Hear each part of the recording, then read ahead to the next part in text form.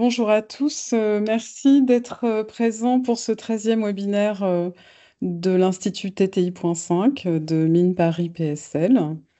Nous sommes ravis de pouvoir partager une discussion qui va aborder la question de la conversion des ressources naturelles minérales et agricoles et le rôle des politiques publiques pour accompagner ces conversions ou reconversions à travers trois exemples que vont nous présenter deux chercheurs de l'École des mines de Paris et un chercheur qui va nous rejoindre, qui est en train de se connecter, donc de l'INRAE.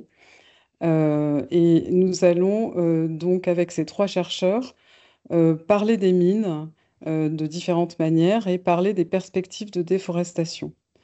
Pour les présenter, nous avons donc le plaisir d'accueillir Olivier Dubordieu, qui est donc doctorant et ingénieur de recherche à l'École des mines de Paris au Centre Géosciences, qui nous parlera donc de la question de l'extraction du mica et du lien entre cette extraction et et la conversion de territoires avec l'enjeu des communautés locales. Puis Lisa Klossmann, qui elle est postdoctorante au Centre de sociologie de l'innovation de l'École des mines de Paris, abordera le sous-sol dans les politiques d'évacuation des résidus industriels en France. Et comme vous le savez, nous souhaitons toujours associer à deux chercheurs de disciplines différentes de notre école, un chercheur invité qui vient d'un institut extérieur, et là ce sera l'INRAE. Donc nous accueillerons Clément Neudoncel qui parlera donc des perspectives sur la déforestation apportée, concept, trajectoire et politique publique. Donc vous vous souvenez que ce séminaire a une durée de 2 heures, donc chaque intervenant va parler pendant une vingtaine de minutes, et puis ensuite on aura un temps d'échange pour des questions, donc que vous pouvez d'ores et déjà inscrire sur l'espace dédié de notre session Teams. Donc Olivier, j'ai le plaisir de te laisser donc introduire ce séminaire et je te donne la parole sans plus attendre. Merci beaucoup, Nadia, pour cette introduction. Merci aussi pour l'invitation. Effectivement, la question de la conversion des ressources naturelles, elle est parfois entendue et même souvent entendue pour des questions de conversion, notamment de la ressource des forêts, liées aux forêts, et en conversion en ressources plutôt agricoles. On a tous en tête les questions du Brésil, par exemple, avec la déforestation liée à l'implantation de champs très très grands de soja pour la nourriture du bétail américain, par exemple. Mais en fait, elle existe aussi pour les ressources minérales. Alors, il y a plusieurs cas de figure, hein, et aujourd'hui, je vais vous présenter celui du mica. Et je pense que c'est important de commencer par quelques éléments de contexte avant de peut-être rentrer dans le vif du sujet qui est la conversion et dans le cas du mica, la reconversion en fait des ressources. Vous allez voir que ça va dans les deux sens entre la forêt et l'industrie minière. Mais quelques éléments de contexte d'abord, ensuite quelques réflexions sur la conversion et la reconversion des ressources naturelles, et puis enfin des éléments de conclusion et de perspective pour ouvrir à des questions éventuelles. Peut-être pour commencer, vous présenter les deux grandes familles de mines. On a d'une part la mine à grande échelle ou la mine industrielle, celle que on a souvent en tête, hein, en tout cas que le grand public a souvent en tête. Donc c'est une mine qui est très mécanisée, très intense d'un point de vue capitalistique. Donc ça demande énormément d'argent pour développer les projets, explorer, développer les projets et ensuite construire les mines. Évidemment, acheter tout le matériel, hein. Là, vous avez une photo de mines de sable bitumineux dans le nord canadien avec des camions qui chacun valent entre 5 et 10 millions de dollars, hein, pour vous donner un ordre d'idée. Et évidemment, ce sont des mines très productives puisque bah, la personne qui conduit le camion en question, il transporte à grande vitesse, jusqu'à 60 km/h, près de 400 tonnes de minerais. Et donc, il faut bien avoir ça en tête. Il faut aussi avoir en tête que la mine à grande échelle ou la mine industrielle, bah, elle est difficile à cacher. Finalement, c'est difficile de lancer des grands projets comme ça en dehors de toute légalité. Et donc, il y a un certain formalisme, un certain niveau de formalisme et un certain niveau de légalité quand même atteint par cette mine industrielle, avec des impacts environnementaux et sociaux qui sont largement documentés. Et donc qui ont effectivement trait à la déforestation parfois, mais aussi au dérèglement ou en tout cas à des atteintes à la biodiversité pour ne parler que de ces impacts environnementaux là. Et en termes d'impacts sociaux, ce qui est très documenté, c'est les interactions entre la mine à grande échelle et les communautés locales ou les peuples autochtones. Et puis, vous avez toute une partie de l'industrie minière que les gens connaissent moins bien en général, qui sont ce qu'on appelle en français les EMAP. En anglais, c'est ASM pour Artisanal and Small Scale Mining, donc les mines artisanales et à petite échelle.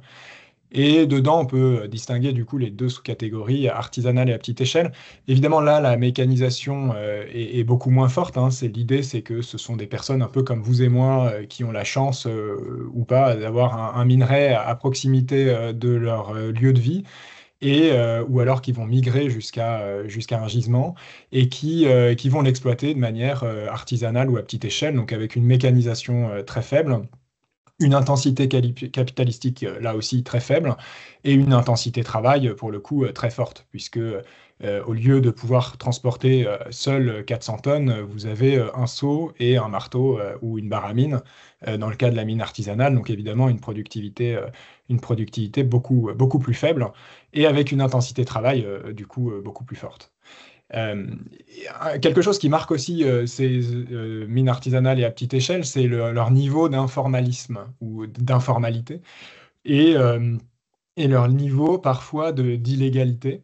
On verra que dans le cas du mica en Inde, c'est une question qui est très importante.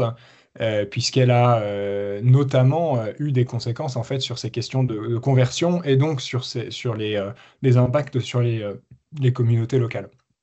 En termes d'impact environnementaux et sociaux, là je ne vais pas rentrer dans les détails, mais il peut y avoir, au même titre que la mine industrielle, des impacts environnementaux et sociaux très importants. C'est une partie de l'industrie minière qui est oubliée, toute cette exploitation minière artisanale à petite échelle, et pourtant elle est responsable parfois d'une part non négligeable de la production mondiale pour certaines matières premières. Là, vous avez quelques exemples. Pour l'or, on estime que c'est 20% de la production mondiale. Pour le saphir, c'est jusqu'à 80%. Donc le saphir, c'est la matière première pour laquelle la part qui vient des mines artisanales et à petite échelle est la plus forte, hein.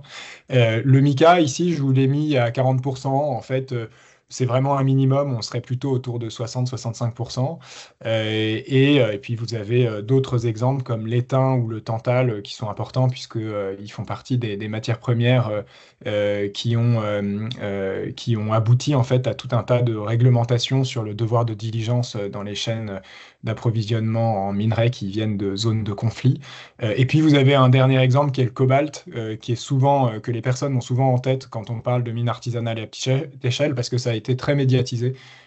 Notamment avec le développement de la voiture électrique et l'utilisation de batteries dites NMC, donc nickel, manganèse, cobalt, hein. C'est des batteries lithium-ion qui comportent un fort taux de cobalt. Et le cobalt venant en majorité de République démocratique du Congo et au sein de la République démocratique du Congo de mines artisanales à petite échelle, c'est quelque chose qui avait été très médiatisé. Vous avez 15% entre 10 et 20% de la production mondiale, en fait, qui vient de mines artisanales à petite échelle pour le cobalt, en fonction du prix du cobalt. Plus le prix est fort à l'export, plus les gens vont être attirés dans l'industrie, et plus le prix est faible, moins cette part de mines artisanales et à petite échelle est importante. Et puis, en termes, au-delà de la production pure, hein, il y a aussi une question de personnes derrière les mines artisanales à petite échelle. On estime qu'aujourd'hui, et vous voyez l'évolution qui mériterait un peu plus de détails, mais vous voyez une évolution quand même en croissance du nombre de personnes impliquées directement dans la mine artisanale et à petite échelle. On est autour, là le dernier chiffre qui est sur cette slide c'est 2017, mais il y a une estimation un peu plus récente de 2023 qui dit qu'il y a 45 millions de personnes qui seraient impliquées. 45 millions de personnes directement impliquées dans la mine artisanale et à petite échelle, et 150 millions seraient indirectement dépendantes de la mine artisanale et à petite échelle, parce qu'il faut se rendre compte que sur un site où, par exemple, il y a 1000 personnes qui travaillent dans la mine, autour, il faut des services, il faut nourrir ces personnes, il faut les loger, il faut les soigner, et il faut évidemment leur fournir tous les équipements dont ils ont besoin pour leur activité minière. Et en fait, tout cet environnement économique qui gravite autour de la mine artisanale et à petite échelle, eh bien, c'est indirectement dépendant. Et donc, on estime qu'il y a 200 millions de personnes quand même qui dépendent directement, indirectement de la mine artisanale en tout. Ce qui est quand même assez important, puisque dans le monde aujourd'hui, et on va parler un peu d'informalité, mais dans le monde aujourd'hui, on estime à 2 milliards de personnes, les personnes qui évoluent dans le secteur informel. Et du coup, ça serait près de 10% hein, de ce secteur informel. Donc, c'est loin, loin, loin d'être négligeable. Et pourquoi est-ce qu'on se pose la question finalement de l'impact qu'a les mines artisanales, qu'ont les mines artisanales et à petite échelle sur les populations? C'est que ces 200 millions de personnes finalement, elles vivent dans des conditions et elles travaillent dans des conditions qui parfois, en tout cas selon nos standards européens, on va dire, nous paraissent inacceptables.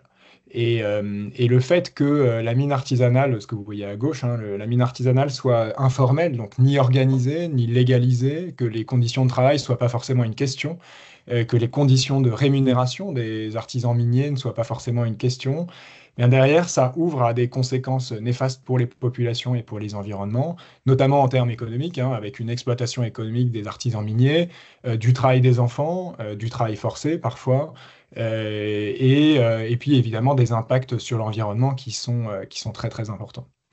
Je reviens à l'exemple du mica peut-être. Le mica, et je vous explique après là où on s'en sert, mais je pense que c'est important de commencer par son origine et où est-ce qu'on le trouve aujourd'hui dans le monde. On va le trouver dans deux pays majoritairement qui accueillent une grande partie donc de la production mondiale de mica et qui accueillent aussi une forte part de mines artisanales et à petite échelle. En Inde, ça vient de deux États, le Bihar et le Jharkhand, qui sont les deux États qui sont highlightés là sur la carte. Alors, il y en a un peu en Andhra Pradesh et au Rajasthan aussi. Mais l'Inde, par exemple, pour vous dire, hein, déclare chaque année une production entre 15 et 20 000 tonnes de mica par an. Donc, c'est le Bureau indien des mines qui déclare ça. Et quand vous regardez les statistiques douanières, vous voyez qu'il y a 160 000 tonnes de mica qui sont exportées. Donc, il y a un gap absolument incroyable entre les données d'export hein, et la production officielle de mica en Inde. Et en fait, ça vient du fait qu'au Bihar et au Jharkhand, bah, le mica vient de mines artisanales et à petite échelle. Et en fait, c'est une production qui passe complètement sous le radar des États donc du Bihar et du Jharkhand. Et du coup, en fait, ça vient du fait que c'est une production informelle, c'est une production qui est soit à petite échelle, soit artisanale. Et dans les deux cas, et passe en fait sous le contrôle des États, du gouvernement et notamment du ministère des Mines qui n'arrive pas à estimer et qui ne peut pas estimer en fait ces productions puisqu'elles ne sont pas officielles. Un autre pays dans lequel a lieu l'extraction du mica de manière artisanale et à petite échelle, c'est le Madagascar, hein. Donc là, je vous montre une carte des sites miniers de Madagascar. Et là encore, alors là, pour le coup, les productions officielles et les productions, enfin, les données douanières sont équivalentes. On estime à 70 000 tonnes les exports de mica de Madagascar. Et donc, dans ces deux pays, ça va être majoritairement de la mine artisanale et à petite échelle. Et je vais vous montrer quelques photos de ce à quoi ça peut ressembler pour vous montrer aussi les conditions d'extraction du mica dans ces deux pays. À gauche, vous avez une photo à Madagascar. Vous voyez que la poulie, enfin le système pour remonter les seaux du fond de la mine est faite à partir de bois et de matériaux recyclés, en tout cas, ou décyclés, j'en sais rien, mais en tout cas des matériaux qui ont été trouvés sur place et donc de manière en fait complètement, enfin très peu mécanisée, hein. À droite, c'est une photo en Inde où vous avez une différence donc quand même de mécanisation où dans certaines mines en Inde il y a des tracteurs, comme vous voyez, des marteaux-piqueurs, donc un certain niveau de développement supplémentaire. Ce qu'il faut bien avoir en tête, c'est qu'on trouve aussi en Inde les conditions que vous voyez à gauche, hein, qui sont très peu mécanisées. Au fond de la mine, donc là c'est à Madagascar, vous avez les conditions de travail des artisans miniers. On est à 30 mètres sous terre et les galeries, vous voyez la photo du centre hein, qui vous montre une galerie pour atteindre le filon de mica. Les seuls équipements finalement un peu technologiques dont bénéficient les mineurs sont en fait leurs lampes frontales. Voilà. Et puis à droite, vous avez une photo d'un petit garçon, un jeune garçon qui remonte le mica donc du fond de la mine jusqu'en surface. Il faut avoir en tête que les personnes que vous voyez, elles sont payées, alors pour l'homme qui est à gauche, environ 25 euros par mois, et pour le garçon à droite, plutôt 7 euros par mois. Et donc, on peut se dire que le niveau de vie à Madagascar est plus faible qu'en France, c'est sûr, mais même avec 7 euros ou 25 euros par mois, c'est impossible d'arriver à un niveau de vie décent. Et puis, une fois que le mica est sorti, donc là, c'est à Madagascar toujours. Une fois que le mica sort de la mine, il est trié en surface, généralement par les femmes et les jeunes filles, et les jeunes garçons aussi qui sont trop jeunes pour descendre. Et du coup, il est trié, et là, par des gens donc, qui vont gagner environ 15 euros par mois. Vous voyez les conditions de travail, hein, je passe, évidemment, les photos parlent d'elles-mêmes. Une fois qu'il est pré-trié comme ça, il arrive dans des sites de tri et des sites de processing où là, ça devient en fait un peu officiel. Donc on rentre dans la formalité, on rentre aussi dans la légalité, hein, les deux termes ne sont pas synonymes. Et donc là, il est trié avant d'être exporté. Et vous voyez, par exemple, donc à gauche, c'est à Madagascar, en bas à droite, c'est en Inde. Vous voyez par exemple qu'on peut utiliser des machines. Là, il y a des tamis mécaniques dans l'arrière-plan de la photo de droite. L'idée, c'est de trier le mica en fonction de sa qualité, de le séparer de sa gangue stérile et de l'ensacher pour l'exporter. À Madagascar, 98% du mica va en Inde, pardon, en Chine. Et en Inde, on est autour de 75-80% du mica qui part en Chine. Et là, le mica, il est transformé dans les produits que je vous montre à gauche pour aller dans tout un tas d'applications.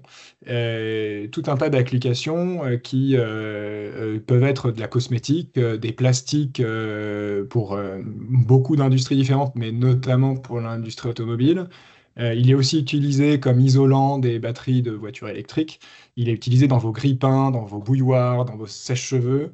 Et il est utilisé aussi comme charge dans les peintures ou dans les boues de forage, d'où la photo du pétrole, d'exploitation du pétrole en bas. Ce qu'il faut avoir en tête, c'est que le mica, il est vendu très peu cher au niveau de la mine et il est transformé et il représente une part négligeable du coût matière première hein, dans tous les produits que je vous montre ici. Il y a une partie de la transformation qui se fait en Inde et à Madagascar et une partie de la transformation qui se fait en Chine. Mais en général, une grande partie de la valeur ajoutée est captée en aval de la chaîne de valeur, ce qui est assez intéressant pour la suite. Donc voilà, c'est quelques éléments de contexte sur le mica et sur son exploitation. Euh, Maintenant, je vais vous montrer un peu comment est-ce que et pourquoi est-ce qu'on peut parler de conversion des matières premières pour le mica. Il faut remonter un peu dans le temps pour comprendre ça. Et notamment, donc au début du 19e, en Inde, on découvre les gisements de mica indiens.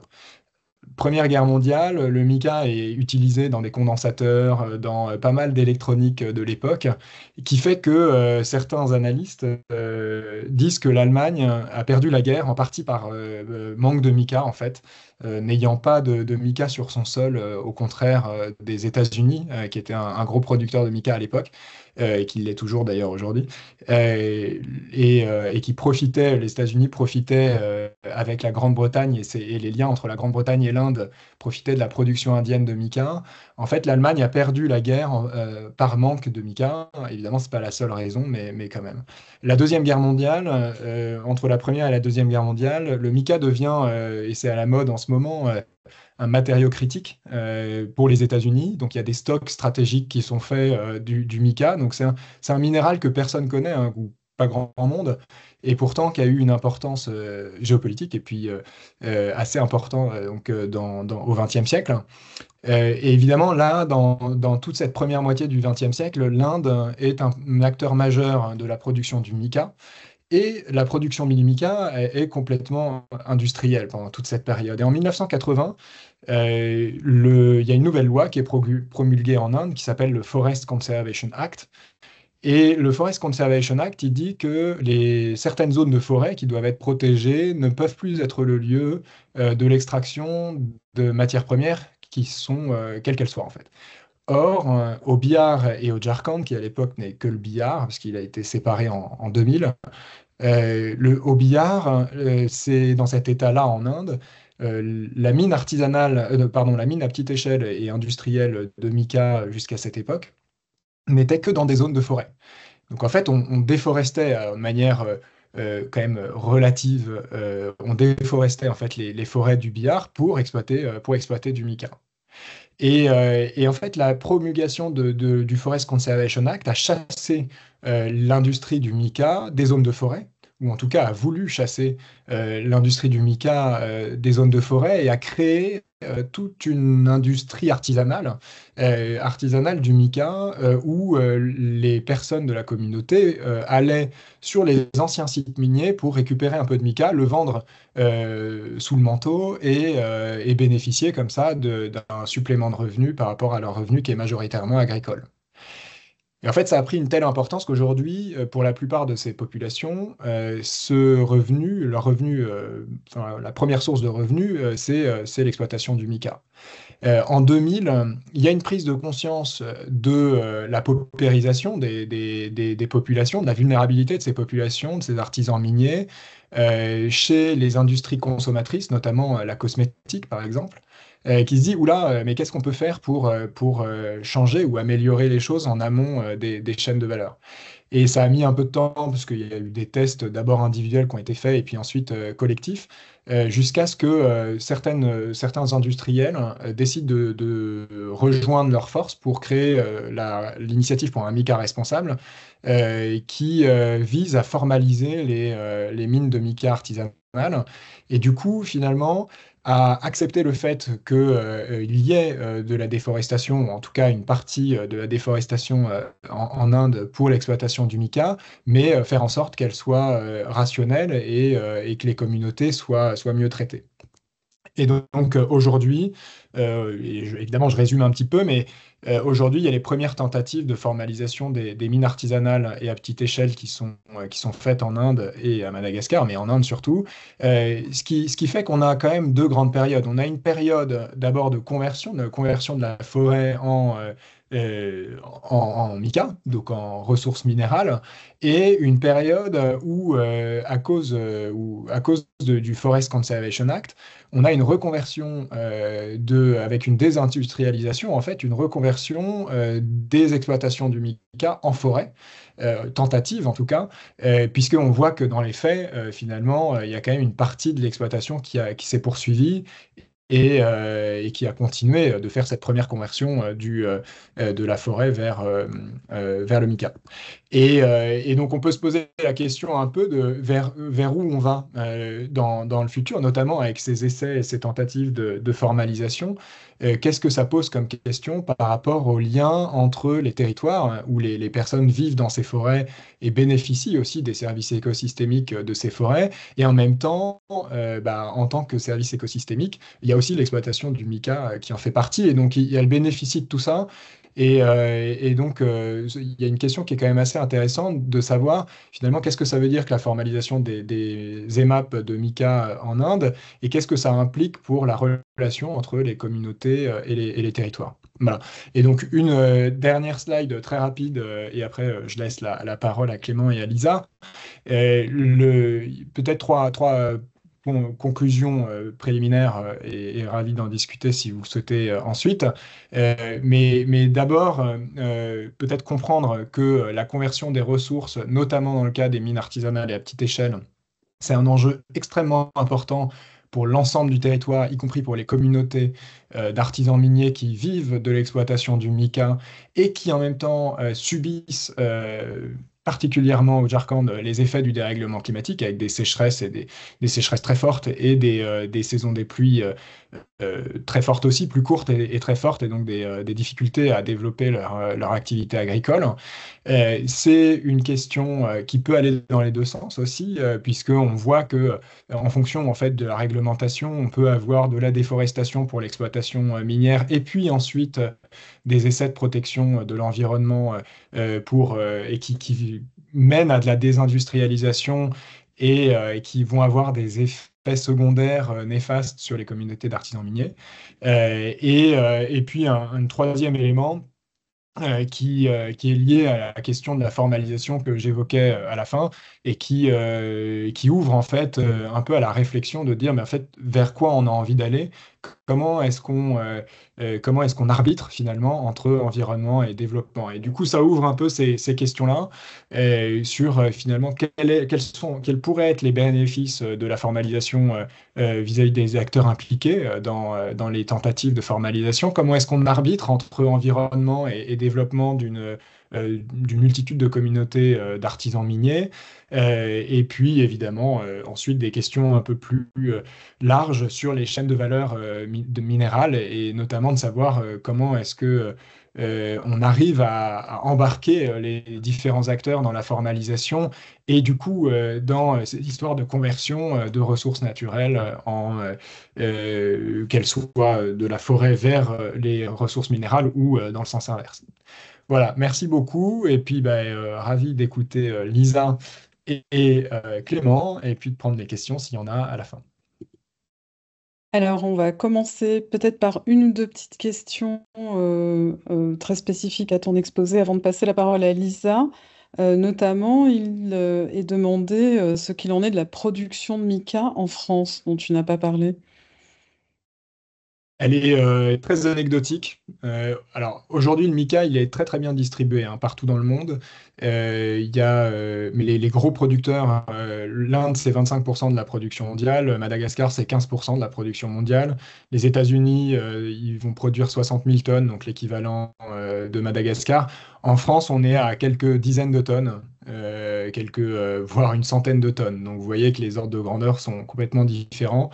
C'est un sous-produit dans une mine. Il est produit en sous-produit par Imerys dans une carrière même en Bretagne. Voilà. C'est la seule production qu'on a en France. C'est très très limité. Elle a été importante à un moment. Imerys, toujours en Bourgogne, produisait un peu plus de mica que ça il y a quelques années, mais ils ont fermé leur carrière, et la production bretonne est très peu significative. Et j'avais une autre question sur la répartition entre les différents types de mines que tu as évoqués en introduction par rapport au type de minéraux. C'est-à-dire, est-ce que, il y a une spécificité de certains minéraux qui font que on doit les exploiter avec des mines artisanales par rapport à d'autres? Et dans ce cas, est-ce que c'est ça qui explique la répartition que tu montrais en termes de production? Oui, alors, oui et non. Oui et non. C'est très compliqué de comprendre qu'est-ce qui fait qu'à un moment donné, il y a des gisements qui vont être exploités de manière industrielle ou de manière artisanale ou à petite échelle. Un premier élément de réponse, il est sur la taille et la géométrie des gisements. Il y a certains gisements qui sont assez riches pour être exploités, mais pas assez gros pour justifier l'investissement de plusieurs dizaines, centaines de millions, voire milliards de dollars sur un seul et même projet. Et du coup, quand on a une taille de gisement réduite, malgré la présence d'une concentration intéressante d'un minéral en particulier ou d'un métal, là, il peut y avoir une possibilité pour des artisans miniers ou des mineurs à petite échelle de venir exploiter le gisement. C'est pas vraiment lié à des minerais en particulier. Et après, évidemment, il faut que le code minier, enfin, il faut soit de deux choses l'une, soit l'EMAP est illégale et informelle et elle se fera parce qu'elle se fait malgré toutes les dispositions réglementaires, soit le code minier encadre cette exploitation et dans ce cas-là, elle peut aussi encourager à la création d'une industrie minière à petite échelle et artisanale, comme c'est le cas par exemple à Madagascar, hein, où les MAP de n'importe quoi d'ailleurs, d'or ou de pierres précieuses, semi-précieuses ou de mica sont autorisés par le code minier et il faut juste être dans les clous, mais vous pouvez être complètement légal à Madagascar en faisant de la mine à petite échelle.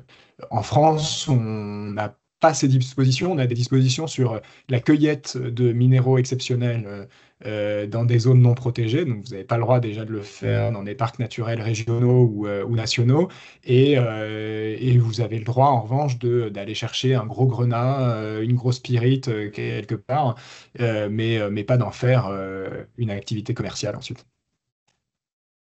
Je vais te retransmettre la dernière question qui est dans le chat, qui te demande de détailler plus précisément la Responsible Mica Initiative et ensuite la mention de la première tentative de structuration ou formalisation que tu as mentionnée en 2025 dans ta frise. Oui. Alors, l'initiative pour un MICA responsable, donc elle a été créée en 2017, c'est une association française, loi 1901. J'y ai travaillé 5 ans et j'ai commencé ma thèse en parallèle, pour la petite histoire, en parallèle de mon activité de directeur de programme là, dans cette ONG. L'initiative pour un MICA responsable, en fait, elle vise à mettre autour de la table tous les acteurs impliqués dans les chaînes de valeur du MICA, donc à la fois les mineurs, les processeurs ou transformateurs de mica, ceux qui font des pigments, ceux qui font des plastiques, ceux qui font des voitures, ceux qui font des fards à paupières. Et en mettant les gens comme ça le long de la chaîne de valeur autour d'une table de négociation, trouver des solutions par consensus pour faire en sorte que les conditions de travail et les conditions de vie des communautés d'artisans miniers et les transformateurs soit plus acceptable. Donc ça, c'est l'idée.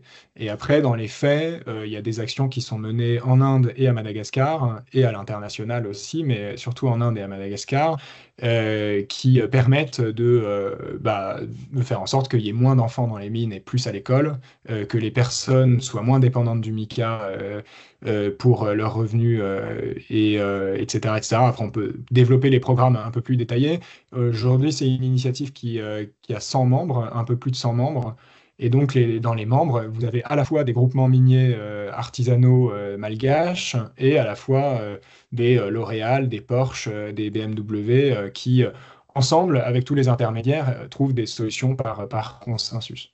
Et vous avez aussi la présence d'ONG dans l'initiative, en plus des entreprises, d'ONG qui jouent aussi le rôle de critical friend et qui permettent de faire en sorte que les équilibres ou en tout cas les déséquilibres qu'on voit dans la chaîne de valeur aujourd'hui, hein, où les mineurs ont un pouvoir de négociation quand même relativement faible par rapport à leurs partenaires dans la chaîne de valeur, que ces déséquilibres de pouvoir de négociation ne soient pas répétés au sein de la gouvernance de l'initiative. Donc la RMI essayait d'avoir cette politique de rééquilibrer finalement les forces en présence. Voilà. Euh, bon, après, je peux développer plus si jamais ça intéresse les gens. Plus tard, Sur ouais. le deuxième, sur la formalisation, bah, du coup, en fait, à un moment donné, il faut réfléchir, et c'est tout. Après, je vous inviterai à lire ma thèse qui devrait sortir cette année. Toute l'idée, c'est d'essayer de réfléchir à ce concept de formalisation parce que c'est quelque chose qui a été beaucoup utilisé par beaucoup d'acteurs différents, qui a été conceptualisé, qui a été beaucoup critiqué, notamment dans les mines artisanales et à petite échelle. L'idée derrière la formalisation par la RMI, par l'Initiative pour un Mica responsable, c'est la philosophie, en tout cas, c'est de faire rentrer les artisans miniers dans les chaînes de valeur internationales, en tant que des acteurs légitimes, en tant que des acteurs producteurs d'une matière première pouvant vivre de leur métier, pouvant vivre même décemment de leur métier, et complètement assumés en fait par les acteurs aval de la chaîne de valeur. Qu'une grande marque de cosmétiques, qu'une grande marque de voitures assume de s'approvisionner en mica artisanal de Madagascar ou d'Inde, et assume en le faisant, évidemment, en contribuant en tout cas à l'amélioration des conditions de vie et de travail. Et donc pour ça, il faut structurer les artisans miniers qui souvent travaillent de manière individuelle, il faut les structurer en groupements miniers pour qu'ils soient plusieurs ou en coopérative. Voilà, ça peut passer par là, ça peut passer aussi par la mise en place d'un standard, d'une norme qui définit les critères de ce qui est qu'une exploitation responsable versus ce qui n'est pas responsable, et la mise en place et l'accompagnement de ces normes, de la mise en œuvre de ces normes. Ça passe par des audits, ça passe par un système de traçabilité. Voilà, donc il y a tout ça qui a été mis en place, et c'est l'agencement finalement de tout ça qui permet d'avoir des acteurs miniers qui sont beaucoup plus reconnus pour ce qu'ils font que ce qu'ils ne l'étaient avant, et c'est ça qu'on entend par formalisation. Merci beaucoup, Olivier. On reviendra sur les questions que nous n'avons pas le temps de traiter en fin de séance, mais je vous propose maintenant d'écouter Lisa Klossmann, qui va nous entraîner de l'extraction minière au stockage géologique. Merci à toi, Lisa. Merci beaucoup. Alors, je vais partager l'écran. Oui. Eh bien, merci beaucoup pour l'invitation et les présentations. Donc, je suis sociologue des sciences et des techniques, et actuellement, je réalise un post-doctorat au Centre de sociologie de l'innovation. Et donc, je fais un type de sociologie qui s'intéresse plutôt aux infrastructures et aux objets techniques et à la manière dont ces objets façonnent les sociétés dans lesquelles on vit. Donc, c'est une approche assez originale et plutôt par les infrastructures. Et donc, c'est ce dont je vais vous parler aujourd'hui. À partir de l'exemple du sous-sol. Et plus particulièrement, donc, dans mon travail, j'essaie de comprendre comment l'espace souterrain a été ou est formalisé comme un lieu d'évacuation des pollutions industrielles. Et donc pour ça, je m'intéresse à différents espaces dans lesquels cette formalisation, elle se passe. Donc bien sûr, il y a des sources d'archives, mais il y a aussi tout un tas de rapports sociaux dont je vais essayer de rendre compte là pendant la vingtaine de minutes de ma présentation.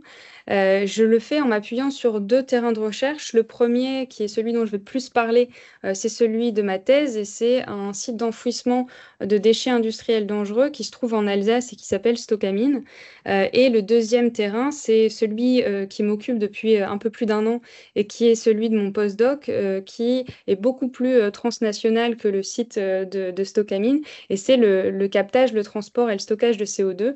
Donc là, vous voyez en arrière-plan en fait les canalisations par lesquelles pourrait circuler le CO2 avant d'être enfoui au large des côtes de la Norvège, là en l'occurrence. Et ce qui m'intéresse dans la présentation d'aujourd'hui, c'est d'essayer d'essayer de vous rendre compte de la manière dont ce sous-sol est retraduit comme un espace d'enfouissement à partir d'usages d'extraction précédente, et en l'occurrence d'extraction minière ou d'extraction pétrolière, mais plutôt de mines. Et donc, on le retrouve, donc sans plus attendre, je passe à Stocamine, et on le retrouve en fait dans le nom même qui est le nom de l'entreprise, mais qui est aussi le nom du site de stockage, puisque en fait, c'est Stocamine pour stockage en mine. Et à quoi ça ressemble donc Stocamine? Ça, c'est une photo que j'ai prise en 2020. Ce qu'on voit en fait, c'est, ce que je vous montre avec cette photo, c'est en arrière-plan, ce sont les deux chevalements d'extraction minière, et on voit aussi un bâtiment avec en briques rouges qui est l'ancien vestiaire des mineurs de potasse, et puis en premier plan, on voit le jardin pédagogique qui est attaché au musée. Donc le vestiaire des mineurs a été reconverti en un musée. Et en fait, Stocamine, je le disais tout à l'heure, c'est le nom de l'entreprise qui a été créée en 1991 par plusieurs entreprises, dont les mines de potasse d'Alsace.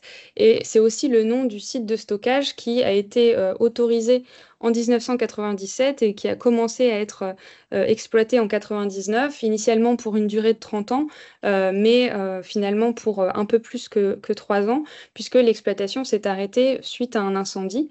Et dans les années 90, donc c'est pas anodin du tout qu'on se retrouve à cet endroit-là sur un ancien carreau de mine, puisque c'est le moment pendant lequel les mines de potasse d'Alsace réfléchissent à la reconversion de leurs infrastructures, mais aussi des travailleurs. Et donc Stocamine apparaît comme une manière de reconvertir le territoire et une partie des travailleurs. Et c'est un discours qui continue à être assez fort aujourd'hui. Et ici, on voit la une des dernières nouvelles d'Alsace qui datent de juillet 2021, où en fait on a une mise en scène d'un travailleur du site de Stocamine comme qui se présente comme l'un des derniers mineurs de fond. Et c'est une manière de se présenter que j'ai retrouvée chez les anciens mineurs qui ont été ensuite reconvertis à Stocamine, qui se présentaient d'abord comme des travailleurs du stockage, comme des travailleurs du fond, avant de se présenter comme des salariés de Stocamine. Donc, en fait, il y a une tension entre l'exploitation minière et celle du stockage géologique, puisque ce qu'on voit à la surface, alors là, c'est une autre photo qui date de l'année suivante, où on voit un peu plus d'activité, mais on reste quand même sur des marqueurs assez visuels caractéristiques de l'exploitation minière. Et quand il s'agit de représenter aussi le stockage géologique, on retrouve, on est dans un espace souterrain, et ici, les photos sont rares, donc c'est aussi pour ça que je le mets là sur la slide. Quand on descend dans le site de stockage, on ne peut pas descendre avec l'appareil photo ou le téléphone. Et donc, là, c'est une photo très ancienne, mais qui donne à voir en fait un espèce un bloc de stockage particulièrement stable. En l'occurrence, c'est plus du tout comme ça que ça se représente aujourd'hui. Et cette photo, donc, c'est le titre la couverture d'un magazine professionnel quelques mois après la descente des premiers colis. Et on se trouve donc à 600 mètres sous terre. C'est ce qui est indiqué sur la couverture. Sauf que, en fait, descendre dans l'espace souterrain en dépit des proximités avec l'exploitation minière, c'est pas tout à fait la même chose descendre dans l'espace souterrain pour y stocker des déchets, c'est pas tout à fait la même chose que pour en extraire de la potasse. Et aujourd'hui, Stocamine, si vous faites une recherche ou si vous connaissiez le site, c'est possible que ce soit pour la controverse environnementale et sanitaire dont l'enfouissement des déchets est à l'origine, notamment parce qu'il y a en fait une nappe phréatique qui se trouve quelques dizaines de mètres sous la surface du sol, et donc à peu près 500 mètres au-dessus du site de stockage. Et aujourd'hui, il y a des risques d'infiltration des polluants contenus dans les déchets dans cette nappe phréatique. Donc là, il y a une ambiguïté autour des usages du sous-sol, et cette ambiguïté, je l'analyse comme une manière en fait de rendre possible le stockage souterrain de déchets industriels. Et c'est une ambiguïté autour de ces usages. Est-ce qu'il s'agit d'une mine? C'est une question donc, qu'on peut se poser à partir des manières dont les travailleurs se présentent, mais aussi de ce qui est donné à voir à la surface. Est-ce qu'il s'agit d'extraire du minerai ou de stocker des déchets? Et ça, c'est c'est une question qui renvoie un peu à la photo que j'ai mise aussi sur la slide, qui est un cadeau qui a été offert à l'un des travailleurs du stockage avant son départ en année sabbatique. Donc c'est un petit peu avant l'incendie. Et on voit donc un morceau de potasse, un morceau de sel gemme, etc. Et en même temps, on voit aussi le Manitou avec le sac de déchets, le Big Bag. Et donc, il y a toujours cette ambivalence, cette ambiguïté entre est-ce qu'on est mineur ou est-ce qu'on est travailleur des déchets? Est-ce qu'il s'agit d'extraire du sel, puisque pour créer les blocs de stockage, pardon, il faut extraire du sel, ou est-ce qu'il s'agit de stocker des déchets?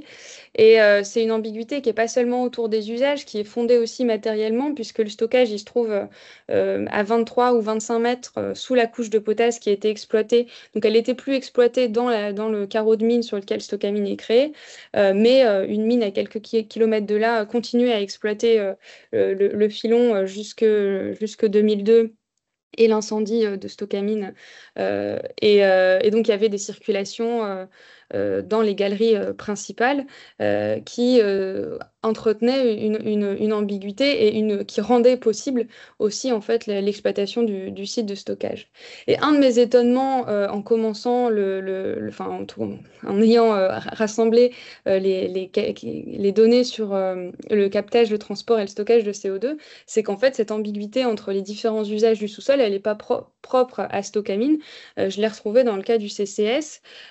D'une part, avec la requalification d'infrastructures existantes au prisme de la décarbonation. Donc là, je renvoie à des travaux en cours, et notamment autour de la promesse de réutilisation symbolique et matérielle de certaines infrastructures, et spécifiquement dans le cas du CO2 et de son enfouissement géologique. C'est la thèse de Sacha Frenet qui est à Liège et qui est une thèse en cours. Mais c'est également plus concrètement peut-être le cas pour le site pilote qui a été exploité par Total entre 2010 et 2013 dans le bassin industriel de Lac, dans l'ancien réservoir de Rousse. Donc là, on est beaucoup plus profond que pour Stocamine, mais il y avait une réutilisation des infrastructures après une exploitation, là en l'occurrence une exploitation du pétrole, mais dans le cas de Stocamine, c'était une exploitation minière. Maintenant que j'ai présenté un petit peu ces deux exemples, pour résumer, la question aussi qui m'intéresse, c'est d'essayer de comprendre comment le sous-sol est devenu un espace d'évacuation des résidus industriels. Ma méthode, elle consiste à partir d'un cas empirique, donc soit du site de stockage, soit d'essayer de retracer l'infrastructure de CCS et de suivre l'objet sous-sol au fur et à mesure de ses transformations. Donc concrètement, pour le cas de Stocamine, ça voulait dire d'aller voir par exemple dans les archives du ministère de la Transition écologique, du ministère de l'économie et des finances ou du ministère de l'Industrie pour comprendre où est-ce que le sous-sol comme site de stockage apparaissait dans le cas de Stocamine, mais ça peut aussi concrètement être d'essayer de comprendre les rapports qu'avaient les travailleurs du sous-sol avec leur espace de travail. Voilà, ces deux exemples pour illustrer comment on peut suivre cet objet au fil de ces transformations. Et ça m'a évidemment conduite donc de l'espace d'extraction au lieu d'enfouissement.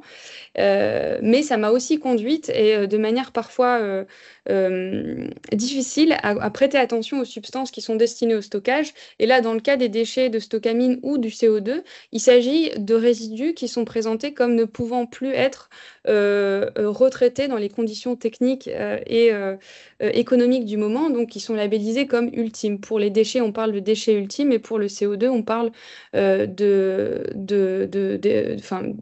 d'émissions hard to abate ou incompressibles. Et donc, il y a cette idée que le sous-sol intervient comme un espace de dernier recours pour des pollutions encombrantes et pour lesquelles il n'existe pas de solution. Donc, il y a toujours ce jeu aussi entre l'espace souterrain et la manière dont on parle des choses qui ont vocation à y être enfouies. de manière plus empirique les données sur lesquelles je m'appuie. Donc pour la thèse, c'est un peu plus de 40 entretiens et pour le postdoc, pour l'instant, une vingtaine d'entretiens. Et j'ai beaucoup travaillé sur des archives dans le cadre de la thèse. Je suis descendue deux fois dans le site de stockage. Pour le postdoc, il y a beaucoup moins d'archives et plus d'observations, de participation, en tant qu'observatrice à des événements autour du CCS, puisque c'est un sujet beaucoup plus d'actualité que Stocamine au moment où je travaillais dessus. Et puis, je m'appuie également sur des rapports et des expertises pour suivre toujours cet objet sous-sol. Donc,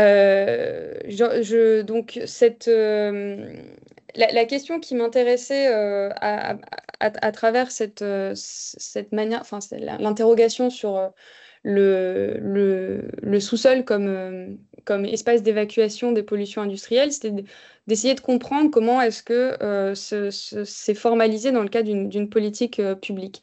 Alors, pour la politisation, c'est un terme qui est très ancré dans les sciences politiques et qui renvoie à la mise en débat dans différentes arènes d'un sujet. Donc là, en l'occurrence, du sous-sol. Et Xavier Arnaud de Sartre et Sébastien Chailleux pointent une incomplète politisation du sous-sol, notamment lorsqu'il s'agit de ces usages en dehors de la mine. Il y a plusieurs discussions autour du renouveau minier ou de l'utilisation de différents minéraux. Donc là, je pensais au lithium, mais bien sûr qu'il y en a d'autres et on l'a vu avec le cas du mica. Mais voilà, il s'agit souvent de parler de l'extraction minière. Or, le sous-sol est aussi mobilisé pour d'autres usages comme le stockage géologique. Et dans cette perspective-là, il y a des travaux en sciences sociales qui se sont intéressés à la manière dont les acteurs politiques se saisissent par exemple du temps, ou alors des acteurs institutionnels plus largement, du temps pour gouverner des déchets encombrants. C'est le cas pour les déchets radioactifs, et là je pense aux travaux de Julie Blanc ou de Yannick Barth. En revanche, une question plus générique autour du stockage géologique est rarement posée, et ça peut s'expliquer parce qu'en fait les sites sont singularisés et les évacuations souterraines sont souvent mises en lien avec la composition du sous-sol, ce qui rend le stockage géologique très difficile à penser de manière générale. Il y a quand même deux éléments sur lesquels je peux m'appuyer pour parler de politique publique. Le premier, c'est celui de la création d'un site de stockage à l'échelle nationale. En fait, Stocamine, c'est aussi un site c'est une reconversion d'un site, mais c'est aussi ce site a été intégré à une réflexion à l'échelle nationale autour de l'évacuation des déchets les plus encombrants.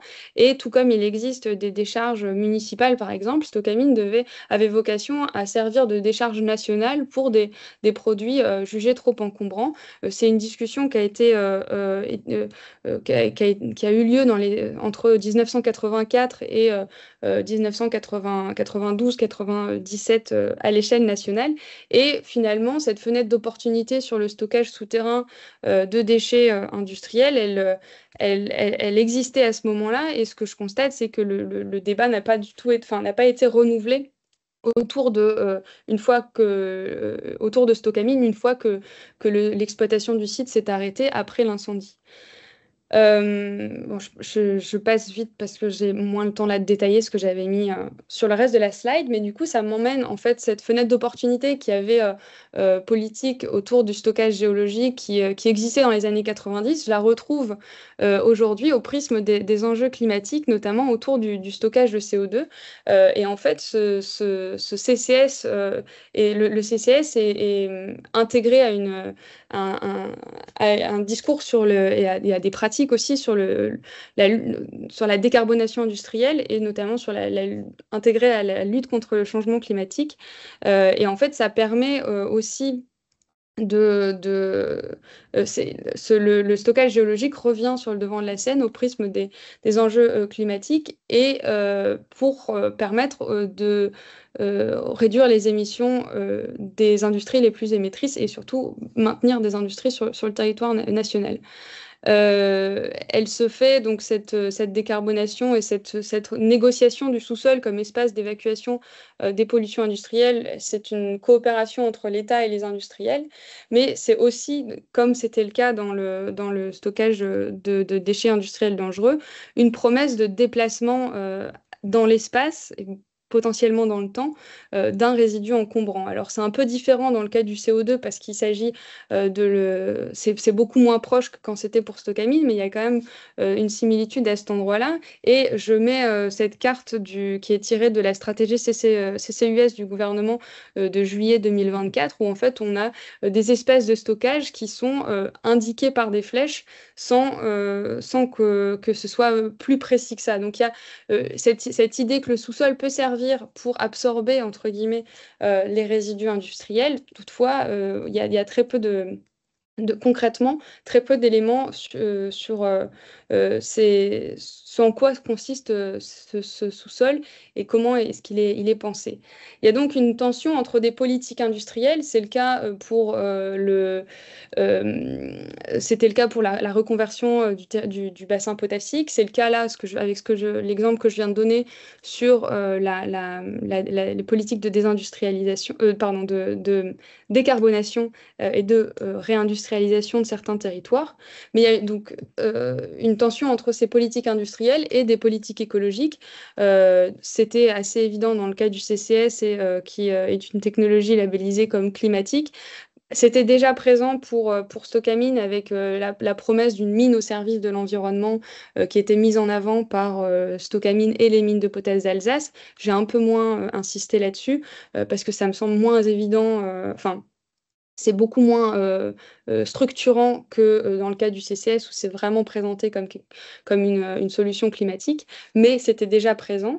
J'ai aussi, alors, pour résumer très rapidement ce que j'ai raconté, c'était que l'espace souterrain, il est pris dans des enjeux qui sont pas seulement techniques, mais c'est aussi des enjeux sociaux, politiques et économiques. Et il y a également une place grandissante du sous-sol dans les politiques publiques, au-delà de l'extraction minière, qui se fait au prisme d'une conception particulière du sous-sol comme un espace vide qui anéantirait les effets néfastes des résidus industriels.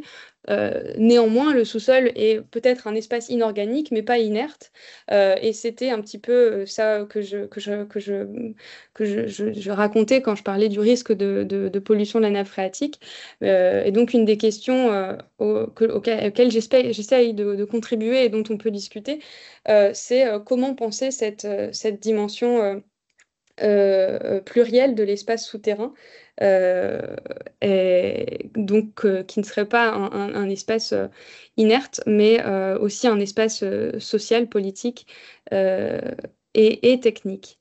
Voilà, je vous remercie de votre attention et je vais m'arrêter là. Je serais ravie de discuter.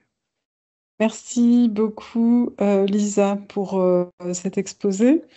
Moi, j'aurais une petite question pour te ramener sur les enjeux sociaux, parce que je me faisais la réflexion que finalement, cette conversion des espaces du sous-sol, notamment par rapport à des questions de capture et de stockage pour le CO2, elle renvoie à la discussion sur la transformation des métiers par rapport à ce qu'on qualifie de transition verte. Et je me demandais comment on pourrait évaluer le statut finalement de mineur éventuellement reconverti, ou est-ce que justement cette fluctuation que tu nous as décrite sur cet usage du sous-sol, elle simplifie ou elle complexifie cette tentative de quantification quand on dit qu'on va créer des millions de nouveaux métiers. Finalement, ce statut du travailleur, il me paraît assez ambigu, parce qu'entre extraire du sous-sol ou renvoyer dans le sous-sol, est-ce qu'on est en train de verdir sa profession? C'est vraiment très intéressant. C'est vraiment, enfin, c'est complètement une manière d'envisager ces transformations-là euh, à laquelle j'avais pas réfléchi en ces termes parce que, euh, mais qui est vraiment passionnante. D'une part, donc cette transformation, elle est euh, elle tient, dans le cas de Stockamine, au fait que il y a une descente qui est possible, ce qui est en fait assez différent du coup de, de l'injection de CO2 où l'accès au sous-sol il est médiatisé par les techniques et il y a le rapport sensoriel qui est très marquant, très présent chez les travailleurs du sous-sol à Stockamine. Il se manifeste de manière différente dans le cas d'un accès plus technique au sous-sol. Euh, et je réfléchissais aussi, donc s'il s'agit d'un nouveau métier ou d'un autre métier, dans le cas de, enfin en tout cas dans le cas de Stockamine, cette promesse de continuité avec le métier de mineur, enfin, elle a tendance à aussi rendre possible une forme de mise à distance des produits manipulés qui est très caractéristique du travail des déchets. Et en fait, quelque part, le fait de continuer à descendre dans cet espace souterrain, de pouvoir se présenter comme mineur et de finalement conduire certaines machines comme c'était le cas pendant l'exploitation, ça tend à effacer tout un tas d'autres réalités qui est notamment liée à la dangerosité des déchets. Euh, et, euh, et qui finalement est rendu beaucoup plus visible avec l'incendie de Stockamine comme une manière de donner à voir que ces métiers-là présentent des risques différents en dépit de la promesse de continuité avec d'anciens métiers. Donc peut-être que une partie de ma réponse, ce serait de regarder, enfin là en l'occurrence pour les déchets, et les risques euh, qui sont invisibilisés par certaines promesses de continuité ou de transformation des métiers. Voilà, j'imagine qu'il y aurait aussi tout un tas de... Là, j'ai pas d'exemple sur le stockage géologique de CO2, euh, parce qu'il y a toujours ce discours autour de on utilise les mêmes techniques. Et c'était la même chose pour les techniques à Stockamine. Mais finalement, c'est les mêmes techniques qui ont une finalité complètement différente. Et peut-être que cette finalité-là, elle est à penser avant cette continuité. Merci beaucoup. Oui, je pense il y a vraiment un sujet tout à fait intéressant à creuser là, parce que j'imagine qu'il y a aussi la perception du travail fourni entre la noblesse d'une extraction versus le fait de stocker des déchets. C'est pas du tout la même ambition derrière. Donc je pense que c'est effectivement un enjeu sûrement très important.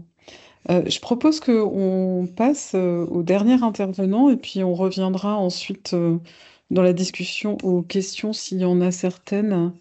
Alors, non, je peux quand même en prendre une, pardon, j'avais pas vu celle de Amandine, euh, qui demande, dans le cadre du stockage de CO2, est-il envisagé d'inverser le processus pour en revenir au système minier, déstocker ce CO2 pour le valoriser dans le cadre de production de carburant de synthèse, par exemple?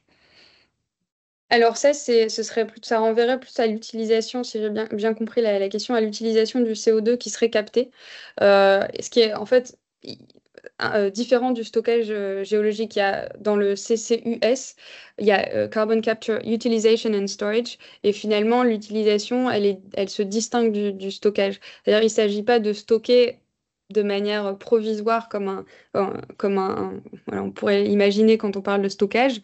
Il s'agit d'emprisonner le CO2 dans les couches géologiques, ce qui n'empêche pas d'utiliser la technique enfin, ce qui n'empêche pas, en tout cas, c'est ce que j'ai entendu, mais je travaille pas spécifiquement sur l'utilisation, mais la technique de captage permettrait aussi de transporter enfin, d'avoir un CO2 à transporter qui pourrait être associé à d'autres usages. Mais dans ce cas-là, il s'agit pas de stockage, il s'agit d'utilisation. Merci beaucoup, Lisa. Et donc, on va écouter maintenant Clément Nedoncel, donc, qui, je le rappelle, est chercheur en économie à l'INRAE, au Paris-Saclay Applied Economics. Et donc là, on va remonter sur Terre, si je peux dire, puisqu'on va parler de la déforestation importée. Donc, Clément, si vous voulez bien partager vos slides. Là, Ouais. ok, ouais, très bien. Alors, bonjour à tous, tout est bon, j'imagine. Merci beaucoup pour l'invitation. Je suis très content de vous présenter des travaux et merci pour l'invitation. J'ai appris beaucoup de choses des deux présentations précédentes, donc c'est super. Donc effectivement, je suis économiste à INRAE, donc du coup, je travaille plutôt sur des questions d'agriculture et de consommation alimentaire. Et je vais vous présenter en fait quelques éléments de contexte sur ce qu'on appelle la déforestation importée, qui est en fait un terme qui est un peu à la mode en ce moment et sur lequel qui est vraiment très en lien avec la question de la conversion et du coup je vais essayer de vous résumer quelques éléments sur ce concept, sur les trajectoires et ça va m'amener à essayer de réfléchir aux politiques publiques qui en découlent. Et donc, je voudrais commencer par vous présenter un petit peu d'où je parle. L'idée, c'est que enfin, je suis économiste, en fait, je travaille du coup dans l'unité qui s'appelle Paris-Saclay Applied Economics. Et en fait, nos travaux, pris globalement, en fait, s'intéressent à la production agricole d'un côté, et puis de l'autre, ils s'intéressent à la façon dont les gens consomment les biens, quels sont leurs comportements de consommation alimentaire. Et il y a une troisième partie de notre unité qui s'intéresse en fait aux marchés qui sont en fait qui permettent de relier les producteurs alimentaires, les producteurs agricoles en gros, et les consommateurs à la fin. Et donc moi je suis plutôt dans cette partie des recherches qui s'intéresse en fait au lien entre les producteurs et les consommateurs. Et vous allez voir que quand on s'intéresse à la déforestation importée, on est typiquement dans ce cadre d'interaction entre les consommateurs et les producteurs. Et donc tout ce que je vais vous présenter, ce sont des choses sur lesquelles j'ai travaillé depuis quelques années. Du coup, j'ai appris pas mal de choses avec mes co-auteurs qui sont également associés un peu à cette présentation. Alors je commence par vous présenter cette image qui en fait est une image unique. Et en fait, je vous montre cette image parce qu'elle résume un petit peu le propos que je vais tenir sur les prochaines minutes, et qui est en fait une mesure de l'étendue des choses qui sont un petit peu devant nous à ce sujet. Donc vous avez sur la droite de l'image un ensemble d'arbres qu'on peut dénommer comme une forêt, et qui sont en fait une image d'une forêt au Brésil, en Amazonie, en tout cas à la frontière entre l'Amazonie et le Cerrado. Et en fait, ce que vous voyez sur la gauche de l'image, c'est une image du plan d'un champ de production de soja qui, au fur et à mesure du temps, vient grignoter la forêt. Donc vous avez initialement une forêt qui est relativement primaire, qui est détruite, brûlée, coupée, rasée, et qui ensuite laisse place, quelques années après, à un champ de soja que vous pouvez voir sur l'autre partie de l'image. Et donc tout ce qu'on appelle déforestation, une large partie de la déforestation dans le monde, notamment dans les zones tropicales, et essentiellement dans les zones tropicales, c'est issu de la conversion des terres entre une forêt, primaire, secondaire, savane, etc., en un champ de production de commodités agricoles qui seront ensuite consommées. Et donc, contrairement à l'image qu'on pourrait s'en faire, on ne déforeste pas pour utiliser les produits de la forêt, typiquement le bois. On n'utilise pas spécialement le bois. Le bois n'a pas spécialement de valeur marchande. Il ne nous sert pas vraiment, en gros. En tout cas, ce n'est pas le motif de déforestation. Le motif de déforestation, et je reviendrai peut-être dans ma présentation sur qu'est-ce que c'est qu'un motif de déforestation, mais disons que si on doit résumer assez sommairement, le motif de déforestation, c'est l'expansion agricole dans le monde. Alors je vais essayer de vous donner quelques chiffres pour motiver, pour documenter un petit peu ce très grand mouvement d'expansion agricole. Alors qu'est-ce qu'on entend par déforestation totale? Dans la déforestation totale, en termes de chiffres, on estime qu'il y a à peu près 10 millions d'hectares par année qui sont déforestés. Donc, pour vous donner une idée des ordres de grandeur, c'est à peu près la taille de l'Islande ou du Portugal, en quelque sorte. Donc, tous les ans, la surface qui est la perte de couverts forestiers au niveau mondial dans les zones tropicales, c'est aux alentours de 10 millions d'hectares annuels.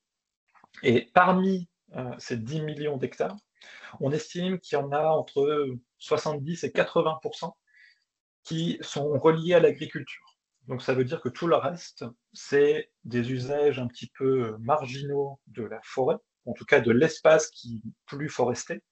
Typiquement, ça pourrait être des zones qui sont à moitié déboisées, etc. Mais ce sont des usages marginaux.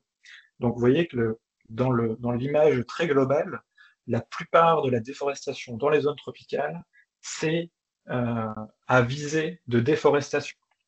Et donc on estime que c'est aux alentours de 70 à 80% de cette déforestation qui sera attribuée quelques années plus tard à une production agricole, qu'elle soit directe, c'est-à-dire au bout de 1 an, 2 ans, 3 ans, ou à plus long terme, 5 ou 10 ans. Donc ça, c'était l'image un peu statique. Si on regarde un peu plus sur le temps long, alors là, il y a beaucoup de courbes, mais ce qu'il faut retenir de ce graphique, c'est qu'au fur et à mesure du temps, on s'attend, et on trouve dans les données, quelle que soit la source, on trouve que la part de l'agriculture dans la déforestation totale est croissante. Donc, on déforeste de manière plus importante au cours du temps dans les zones tropicales, mais on le fait d'autant plus en relatif pour des raisons de production agricole, quelle que soit la manière dont on mesure ces choses-là, parce qu'il y a effectivement un ensemble d'incertitudes sur la façon dont on mesure la déforestation. Et là, il y a aussi une incertitude sur la manière dont on mesure la conversion et la production agricole, puisque la plupart de ces choses sont en fait mesurées via des images satellites. Et donc, il y a toujours une petite zone d'incertitude sur est-ce que la zone que l'on observe par image satellite est déforestée, oui ou non, et à quoi sert-elle aujourd'hui? Est-ce qu'elle sert à de la production agricole ou pas? Il y a toujours une part d'incertitude, mais globalement, on trouve que c'est un pattern de moyen terme qui est quand même qui va vers le haut. Alors une fois qu'on a dit ça, pour quelles raisons déforeste-t-on? Donc là, je vous ai mis un autre graphique qui en fait décompose assez bien le problème, je trouve, ou en tout cas décrit assez bien l'état des lieux des ordres de grandeur. Donc vous avez plusieurs panels dans ce graphique. Le panel du haut, c'est la production, enfin, en tout cas c'est une image sur l'ensemble des zones tropicales. Et puis vous avez ensuite 3 sous-panels qui décomposent l'effet dans les principales zones de déforestation, l'Amérique latine, l'Asie et l'Afrique. Et ce graphique, il est important pour plusieurs raisons. Premièrement, il vous montre que les 10 millions d'hectares déforestés en moyenne par an entre 2011 et 2015 sont assez équilibrés entre l'Amérique latine, l'Asie et l'Afrique. On est aux alentours de 4 ou 5 millions d'hectares par groupe, ce qui vous montre que la taille des phénomènes est assez homogène sur les continents. Ensuite, ce que vous pouvez observer dans ce graphique, c'est sur la deuxième ligne de chaque panel, c'est quel est le déterminant de cette déforestation. Est-ce que c'est l'usage forestier, donc c'est-à-dire le bois en bleu, ou bien est-ce que c'est l'usage agricole qui est souligné en vert dans le graphique? Et ce que vous voyez, c'est que quel que soit le continent, et de manière assez importante, l'usage agricole est l'usage majoritaire de la Terre. Alors comment on fait pour savoir ça globalement? Ce qu'on fait, c'est qu'on prend des images satellites à 2 moments donnés, un en 2010, un en 2015, et on compare les 2 images.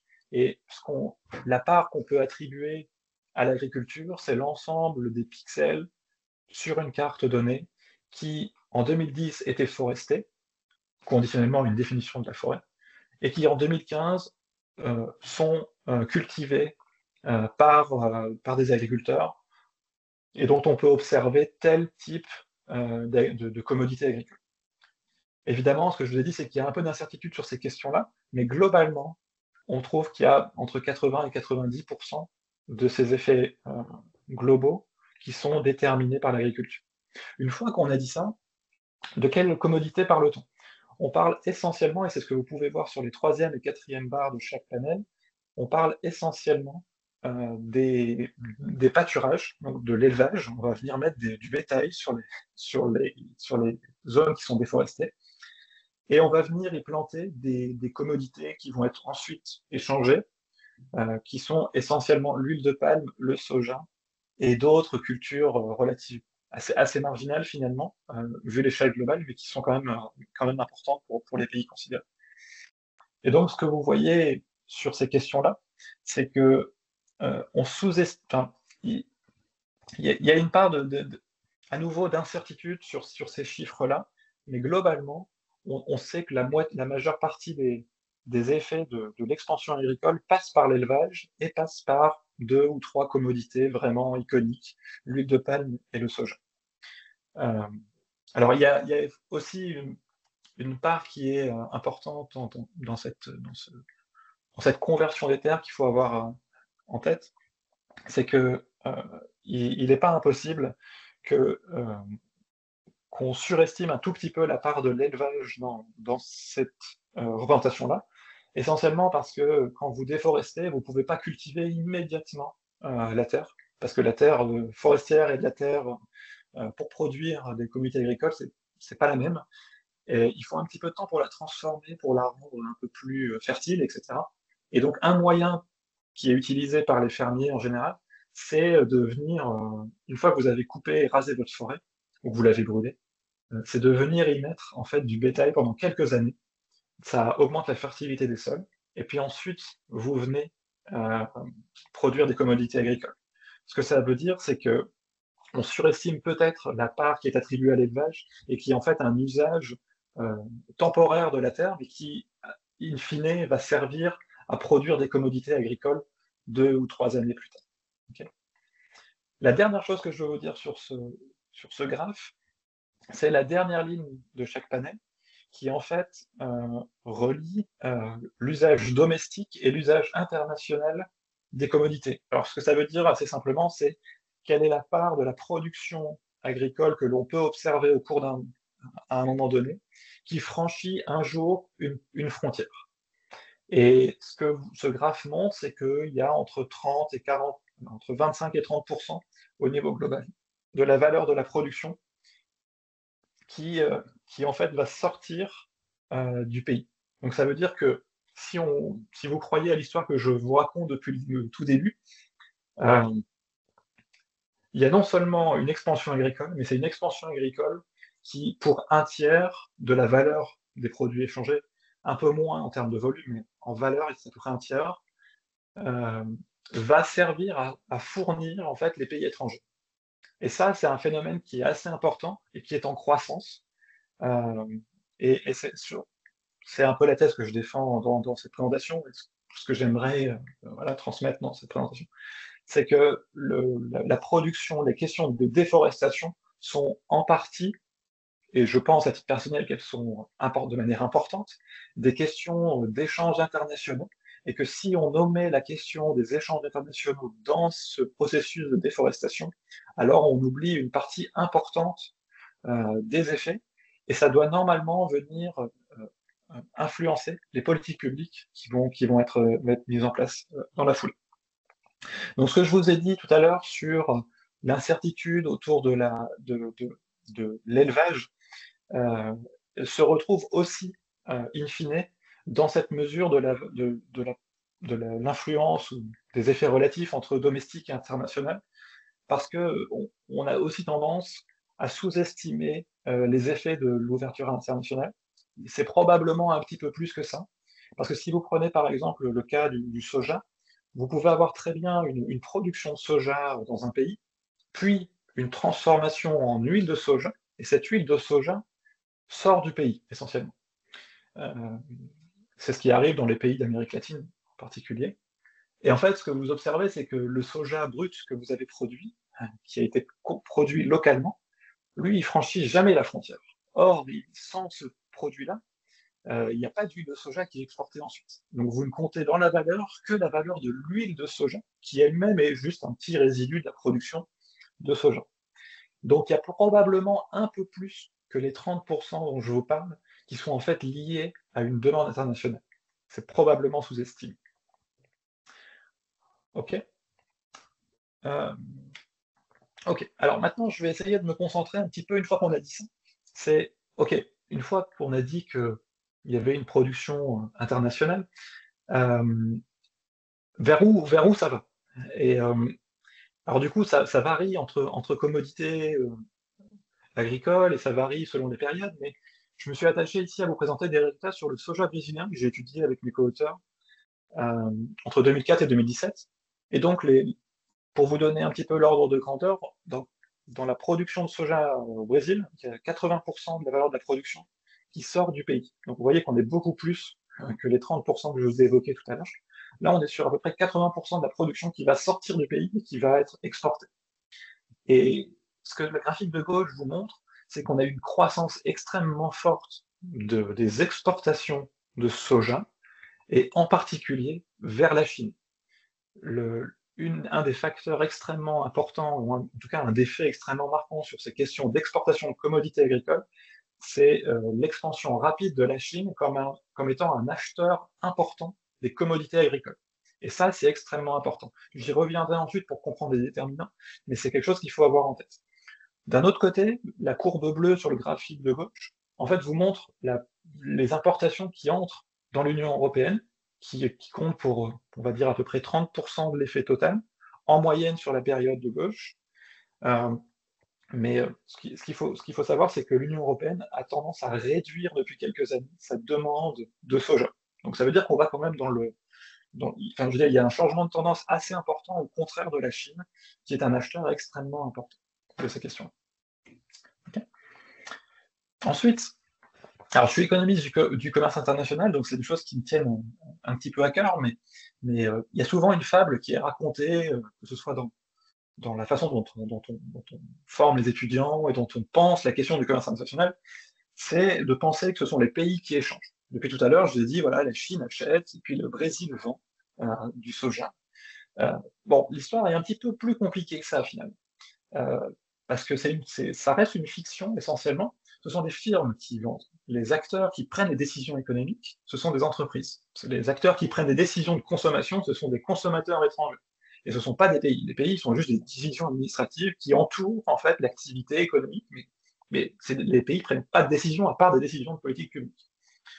Ce qu'il faut comprendre, c'est que si on veut s'intéresser à ces questions-là, ces questions de production agricole, on doit s'intéresser à qui sont les entreprises et quel est le rôle que doivent jouer les entreprises qui exportent ces commodités agricoles dans les pays étrangers, et surtout qui les importe. Et ça, je pense que c'est un point qui est souvent mis sous silence. Ce que je vous montre sur le graphique de gauche, c'est que si vous comptez les 4 plus grosses firmes qui sont considérées comme un espèce d'oligopole, c'est-à-dire une structure de marché assez particulière, proche d'un monopole, mais quand même avec un peu plus de concurrence, mais pas vraiment une concurrence totale non plus, eh bien, on se retrouve avec aux alentours de 40, allez, on va dire aux alentours de 60% de la valeur du marché. Donc, 60% d'un marché qui est échangé via 4 firmes uniquement, c'est un marché qui est extrêmement concentré, et donc ça veut dire que ces grosses firmes sont premièrement extrêmement grosses, elles sont non seulement très grosses pour une commodité, mais en plus elles sont présentes sur plusieurs commodités, mais ça veut dire aussi qu'elles ont probablement un pouvoir de marché sur à qui elles achètent le soja, parce que ces entreprises-là ne détiennent pas de terre au Brésil, en tout cas une part assez marginale. Ce qu'elles font, c'est que ces grosses firmes, elles ont tendance à contractualiser avec des producteurs locaux qui sont donc beaucoup plus petits qu'eux. Et donc ça veut dire que le prix et donc les revenus locaux de ces producteurs sont affectés par la présence ou non de ces grosses firmes multinationales, multicommodités sur le marché. Et donc, je vous ai mis sur la partie droite du slide le fait que que finalement, en fait, c'est un processus dont on ne saisit pas encore bien les conséquences, mais on a quand même l'intuition qu'il se passe quelque chose de pas complètement neutre avec l'existence de ces grandes firmes sur ce marché. Alors maintenant, comment essayer de comprendre les facteurs qui déterminent euh, l'existence de ces flux internationaux euh, entre disons le Brésil et les pays européens en général. Alors, il faut trois choses pour qu'il y ait un flux de commerce entre des pays. Si vous avez fait un petit peu d'économie internationale, vous savez qu'il y a des équations de gravité qui fonctionnent aussi en économie internationale. Et donc, en fait, il faut plusieurs choses. Il faut un gros producteur.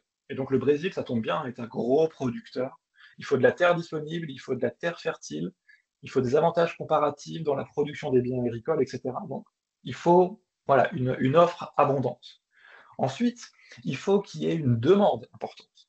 Et donc, si vous prenez le cas de la Chine, on ne peut pas faire omission de la taille démographique de la Chine, tout comme on ne peut pas faire omission de la taille démographique de l'Union européenne. Mais en plus de ça, ce qu'il faut comprendre, c'est que l'usage du soja, en l'occurrence, il faut s'intéresser aussi, il faut comprendre que euh, le soja n'est pas du tout utilisé, ou en tout cas le soja qui est importé en Chine, ne sert absolument pas à être utilisé par la pression démographique. C'est pas les consommateurs ne consomment pas de soja directement. Le soja est importé pour nourrir le bétail, dont la viande est ensuite consommée par les consommateurs locaux. Donc, c'est-à-dire qu'on nourrit le bétail chinois avec du soja brésilien, et les consommateurs chinois consomment ce bétail, ou en tout cas la viande de bétail chinois euh, en ex post. Et donc, ce qu'il faut comprendre, c'est qu'il y a un levier pour modifier les comportements d'exportation via une modification dans les comportements de consommation essentiellement alimentaire des pays qui sont très gros potentiellement. Donc, il faut qu'il y ait une offre, il faut qu'il y ait une grosse demande qui peut être affectée par les choix de consommation en l'occurrence, et puis il ne faut pas qu'il y ait trop de coûts de commerce entre les deux pays. S'il y a des tarifs, comme c'est un petit peu à la mode en ce moment, s'il y a une guerre commerciale entre deux pays, qui inclut probablement la Chine, eh bien, on peut s'attendre à des effets importants de répercussions sur les chaînes et sur les montants échangés au niveau global. Si vous prenez le cas inverse des guerres commerciales, l'Union européenne est en train de signer des accords de commerce importants avec le Mercosur, et en particulier avec le Brésil, qui vont de fait venir réduire les droits de douane à l'importation des denrées agricoles qui sont produites au Brésil. Donc on peut s'attendre à ce que, toutes choses égales par ailleurs, à demande donnée, eh bien, il y a beaucoup plus d'échanges de commodités agricoles. Donc les facteurs, pris globalement, c'est premièrement la taille de la production, la taille de la demande, et puis la taille des coûts de commerce, de la distance et des barrières douanières euh, entre les pays. Et ces choses-là peuvent être affectées par les politiques publiques. Et donc la dernière chose que je voulais vous présenter en termes de contexte sur ces questions-là, c'est que la prise en compte de cette dimension internationale liée à la déforestation. Donc vous voyez bien d'où on est parti. On est parti d'une question de déforestation qui est une question finalement de production agricole dans les pays les moins avancés. On pense au Brésil qui produit, qui déforeste. Et puis en fait, on se retrouve en fait à poser la question de la consommation de viande dans des pays qui sont un peu plus avancés, qui sont séparés par des milliers de kilomètres. Mais donc vous voyez bien qu'il y a un shift très important entre réguler l'offre de production d'un côté et réguler la demande de l'autre. Et donc les politiques publiques ont clairement suivi le pattern entre réguler l'offre et réguler la demande. Donc, si on prend d'un côté la régulation du producteur, effectivement, il y a plein de politiques publiques qui sont mises en place. Vous pouvez penser aux aires protégées ou au moratoire du soja, pour prendre des cas très spécifiques, qui viennent en fait, entre guillemets, contraindre la production ou limiter la production au Brésil. Ça, c'est du côté du producteur. Très bien, ça fonctionne. Il y a des choses qui fonctionnent, il y a des choses qui ne fonctionnent pas, mais en tout cas, ça modifie qu'un seul côté du marché. Maintenant, les politiques publiques se sont intéressées à la deuxième partie du marché. Il y a eu un ensemble de régulations sur les échanges de bois illégal par l'Union européenne. C'est extrêmement vieux aux États-Unis, c'est un peu plus récent en Union européenne, mais vous ne pouvez pas importer en Union européenne de bois issu d'une déforestation illégale. Mais comme je vous l'ai dit, c'est pas le gros du problème, le bois. On déforeste pas pour faire du bois, euh, en tout cas pour exporter du bois. Euh, et donc c'est à la suite de cette prise de conscience-là qu'il y a en fait cette régulation européenne qui sera bientôt mise en place, très probablement, qui vient d'être portée, mais qui sera très probablement mise en place, qui en fait vient imposer un devoir de vigilance aux entreprises qui importent des denrées alimentaires, le soja en l'occurrence, dont la production a nécessité de la déforestation. Donc ça implique un devoir de vigilance sur lequel on pourra revenir par les entreprises, qui ne pourront plus importer certains produits qui proviennent d'un certain endroit au Brésil parce qu'on a considéré, ou parce que les entreprises ont elles-mêmes considéré qu'elles ont été source de déforestation. Et le dernier levier des politiques publiques, c'est de modifier la façon dont les consommateurs consomment leurs biens, enfin consomment de manière alimentaire.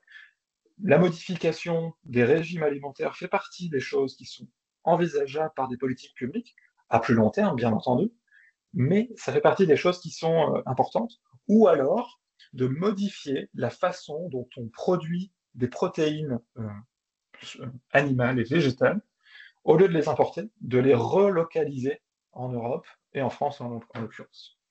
Donc vous voyez qu'il y a ces trois... Enfin, il existe un ensemble de politiques publiques récentes qui prennent la mesure des questions de consommation alimentaire, d'importance du comportement des entreprises vis-à-vis de où la production a eu lieu, qui témoignent de la prise en compte de la dimension internationale et de la consommation du phénomène de la déforestation importée. Et donc, c'était à peu près tout ce que j'avais à vous présenter, et je suis ravi d'échanger avec vous s'il y a des questions sur ma présentation, ou de manière un peu plus générale sur ces questions de déforestation et de conversion. Je vous remercie. Merci beaucoup Clément pour cette présentation. Je pense pour rebondir sur les derniers points, la première question invoque les pistes potentielles pour mesurer l'intensité en déforestation des produits alimentaires, en évoquant la surface de déforestation par quantité de calories, par exemple. Est-ce qu'il y a des éléments là-dessus? Ouais. Alors, premièrement, je dirais que c'est un sujet qui est extrêmement compliqué, parce que la même quantité de production, la même tonne de soja qui est importée en France ou en Europe, peut venir de différents endroits avec différentes intensités en déforestation. Donc ça, il commence à exister des modèles économiques, agronomiques, logistiques, qui nous permettent de tracer correctement d'où vient la commodité qui est importée. Ensuite, sur les questions de transition entre l'importation d'un côté et l'intensité par quantité de calories, ça me semble être un peu plus secondaire, parce que c'est des choses qui ne sont pas forcément nouvelles. Ce qui est important de comprendre, c'est d'avoir une idée de la traçabilité, de où vient tel produit. Ça, on commence à le savoir, on a des modèles qui nous permettent de le dire. La dernière chose qu'il faut faire, c'est non seulement avoir cette information, mais il faut aussi que ça modifie le comportement de consommation des entreprises qui importent. C'est très bien de savoir que tel produit n'a pas cette nécessité de déforestation. Maintenant, est-ce que l'entreprise l'a pris en compte et a modifié la façon dont elle s'est sourcée? Ça, c'est une autre question. Et donc l'information ne doit pas venir aux chercheurs, hein, elle doit venir aux entreprises qui importent. Il y avait une petite question de précision aussi de la part d'Olivier sur ce que vous aviez évoqué en termes d'élevage. Ça concerne essentiellement le bœuf ou ça concerne plus d'animaux? Non, c'est essentiellement du bœuf. D'accord.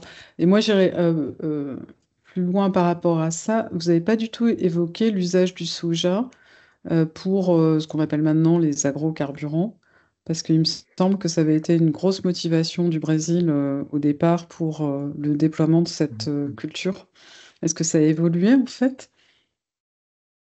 Alors, on a les quantités exportées d'huile de soja, parce que c'est sous cette forme-là que c'est échangé généralement, sont assez marginales dans le monde, même si c'est un gros producteur de soja, et de tourteaux de soja essentiellement. On n'a pas grand-chose sur la transformation, on ne sait pas vraiment ce qui s'y passe, et à la fin, on ne voit pas beaucoup de flux commerciaux. Donc les pays étrangers ne semblent pas importer d'huile de soja de manière importante. Voilà. Ce que je propose, c'est peut-être qu'on refasse une discussion avec Lisa et Olivier également. Et puis, je voulais d'abord satisfaire le questionnement pour la première intervention, ton intervention, Olivier, puisqu'on avait laissé en suspens la question d'Émilie Normand sur la répartition de la transformation du mica entre l'Inde et Madagascar. Et elle disait, dans le cas de l'Inde, qu'il y a une grosse différence entre production déclarée et production effectivement exportée. Est-ce que cette production est directement exportée sans traitement? Et parle-t-on aussi d'unités de transformation raffinage artisanale dans ces pays où elles sont systématiquement formalisées? Donc Olivier, si tu veux bien reprendre, merci. Oui, carrément, et c'est une bonne question. Parce qu'effectivement, quand la mine passe sous le radar, donc vraiment l'étape minière d'extraction du sous-sol est majoritairement illégale et informelle, et donc n'apparaît pas dans les statistiques officielles, les étapes de premier achat, collecte par un collecteur, agrégation de plusieurs collecteurs et ensuite vente à ces usines de transformation qui aussi sont localisées en Inde. Donc ces étapes de vente, d'achat-vente, elles sont aussi informelles. La première étape formelle et légale, c'est l'étape de transformation. Et du coup, il y a des stratégies qui sont mises en place par ces entreprises, qui sont des entreprises complètement légalisées, enregistrées comme nous, on s'enregistre au SIRET, enfin, en tout cas, dans les services de l'État. Il y a des stratégies qui sont mises en place par ces entreprises pour légaliser la source de leur mica. Et donc, il y en a qui s'appuient sur quelques concessions qui ont été octroyées par l'État il y a quelques années, mais en fait, qu'on sait ne pas suffire, ne pas être suffisante pour approvisionner l'intégralité des volumes qui sont transformés sur le sol indien. Il y en a d'autres qui disent qu'ils se sourcent au Rajasthan et en Andhra Pradesh, qui sont deux autres États où il y a de la production de mica, où la production de mica est légale. Voilà, donc il y a des stratégies qui sont mises en place par ces entreprises pour essayer de légaliser les sources de mica.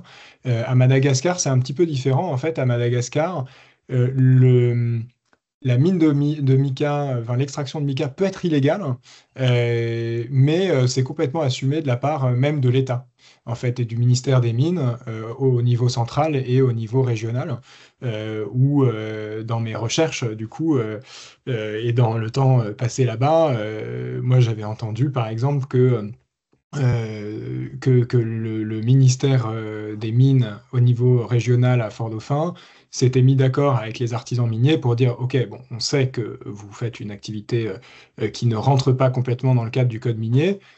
Continuez, n'étendez pas l'empreinte environnementale de votre projet d'extraction, ne l'étendez pas, vous pouvez continuer tel quel.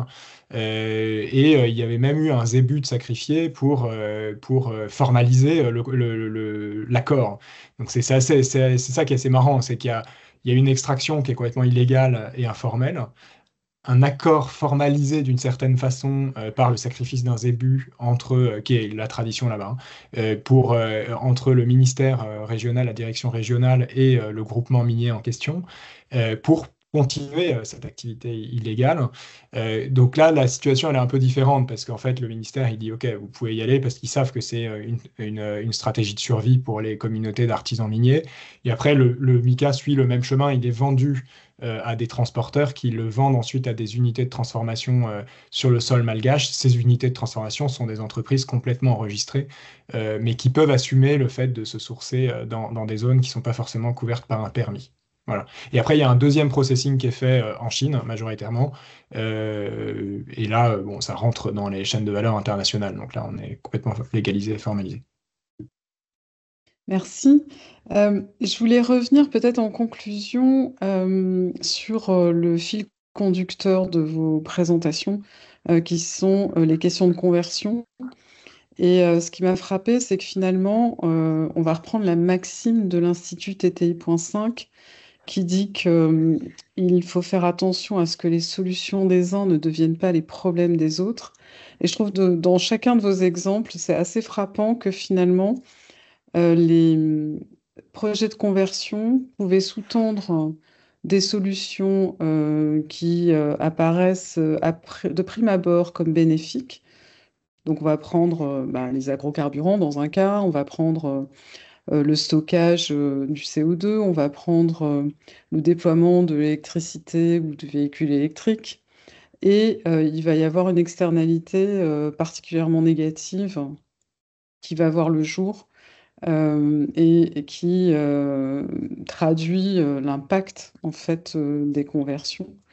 Donc, est-ce que vous y voyez une espèce de fatalité ou est-ce que il y a une façon d'aborder les questions qui permettrait d'avoir, on va dire, plus de réussite dans ces trajectoires de conversion? Est-ce qu'elles sont inéluctables malgré tout par rapport à la demande? Qu'est-ce que ça vous suscite comme réaction? Je vous laisse prendre la parole à volonté. Clément? Qui veut commenter? Bon, allez, je vais y aller. Alors, c'est assez marrant parce que j'ai commencé à travailler sur ces questions-là avec effectivement un sentiment de fatalité. Et puis au fur et à mesure, j'ai un sentiment un peu plus optimiste sur ces questions-là, qui est le suivant. Alors, une de mes doctorantes a démontré, dans un papier de recherche, qu'en fait, il existait quand même.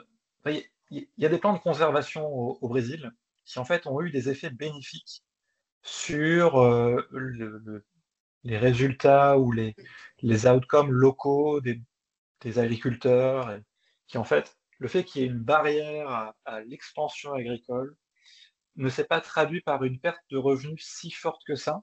Et deuxièmement, qu'il y a pu y avoir des effets d'adaptation euh, à, par les agriculteurs qui ont en fait autre chose et d'autres activités, et si bien que le résultat final, après plusieurs années, est largement bénéfique par rapport à la situation antérieure. Et donc, elle a réussi à montrer que c'était finalement un comportement d'adaptation. Et donc, j'ai un peu l'impression qu'il existe aussi cette espèce d'adaptation qui, qui a lieu et qui fait qu'on peut dépasser un peu cette fatalité. Et la deuxième chose qu'on peut dire, c'est que si je prends l'exemple sur lequel j'ai travaillé, et je pense que ça s'applique un petit peu partout, j'ai l'impression que le fait qu'il y ait une expansion agricole n'est pas forcément tout le temps négatif. On peut imaginer qu'une expansion agricole dans des endroits où le stockage de carbone est relativement faible n'est pas un si gros problème que ça. En tout cas, c'est peut-être l'endroit à favoriser pour l'expansion agricole, plutôt que des endroits où il y a beaucoup de stockage de carbone et où, quand on va déforester, on va libérer, etc. J'ai l'impression qu'il y a aussi cette espèce de conversion optimale qui pourrait être un enjeu important dans les années à venir, au-delà du comportement de consommation et de modération de l'autre côté.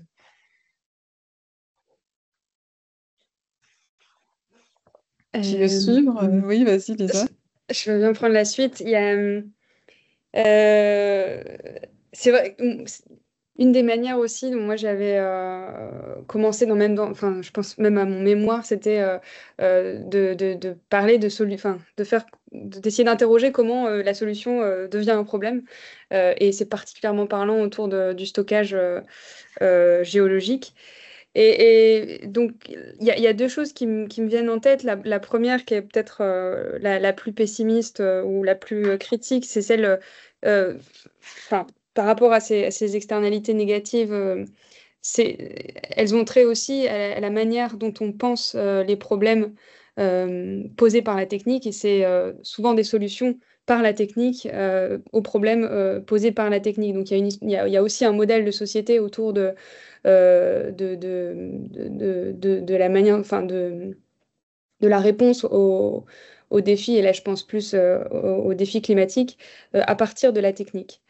Et la deuxième chose qui m'est venue en tête, c'est que donc là je reviens sur le stockage géologique, c'est euh, une politique et une technique, une technologie qui est marquée par de nombreuses incertitudes et par le fait que chaque site aussi est différent.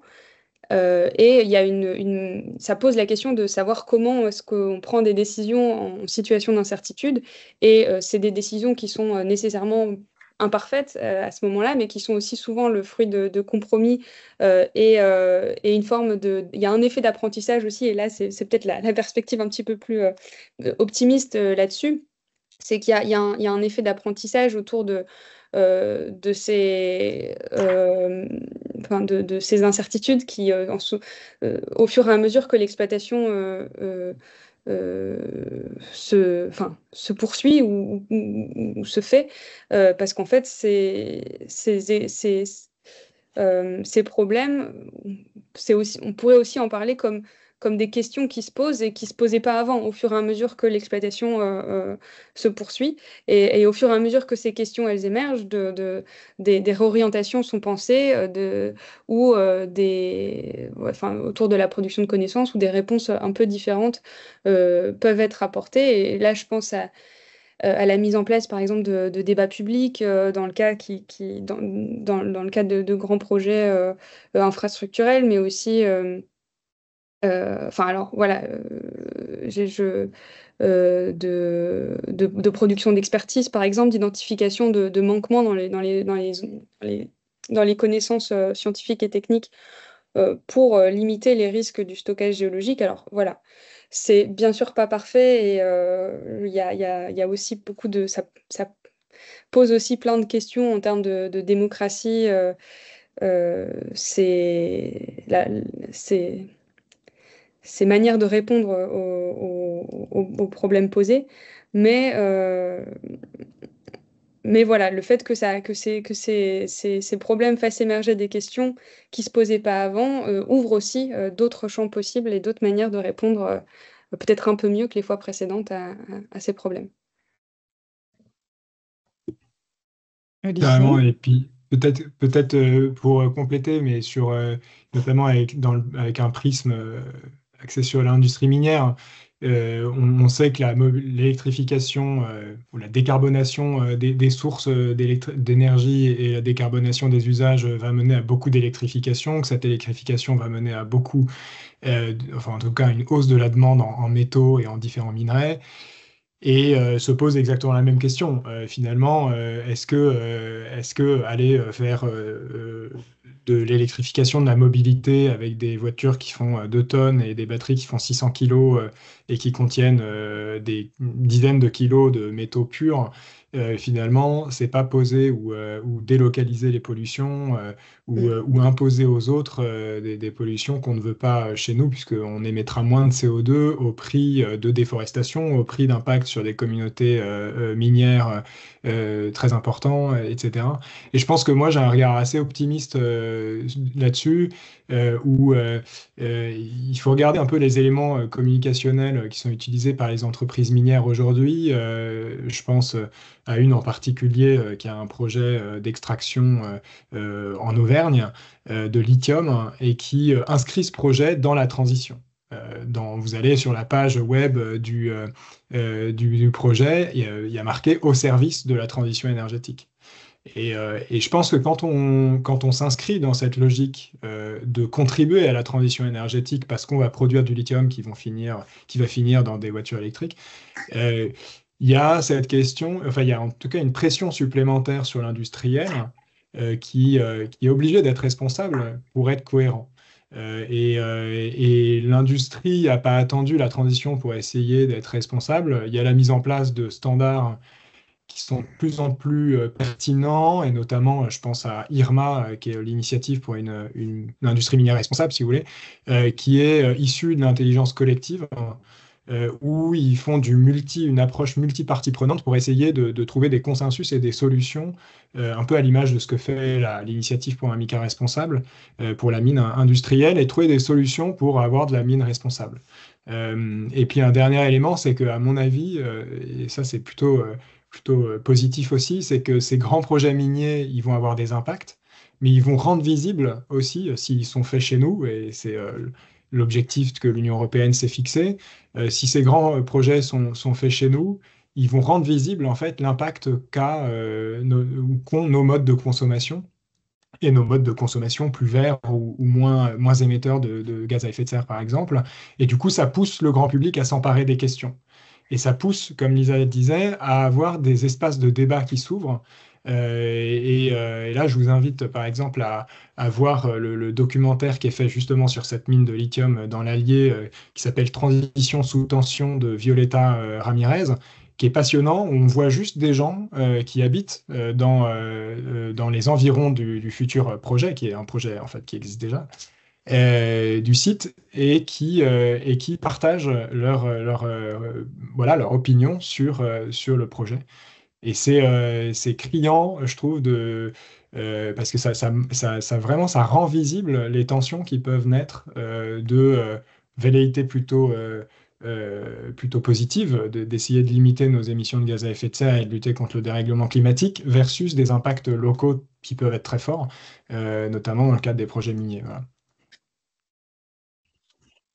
Merci beaucoup. Bah, je pense que il y a énormément d'autres choses à dire, mais on va s'arrêter là. Et je tiens vraiment à remercier les trois intervenants qui ont fait des exposés passionnants et qui nous ont permis de comprendre les impacts et puis les limites et puis les potentiels de ces différentes conversions. Donc, je vous remercie d'être fidèle à notre webinaire TTI.5. Le 14e sera consacré à l'éolien et se tiendra quelque part autour de la semaine du 9 juin. Donc, d'ici là, bah, je vous souhaite un très bon mois de mai et à très bientôt. Merci encore à tous. Merci beaucoup. Merci Merci beaucoup. À beaucoup. bientôt.